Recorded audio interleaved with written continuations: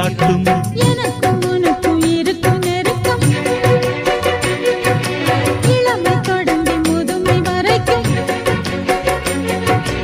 இரவும் பகலும் உறவை வளர்க்கும் இடையில் இருக்கும் தடையை தகர்க்கும்.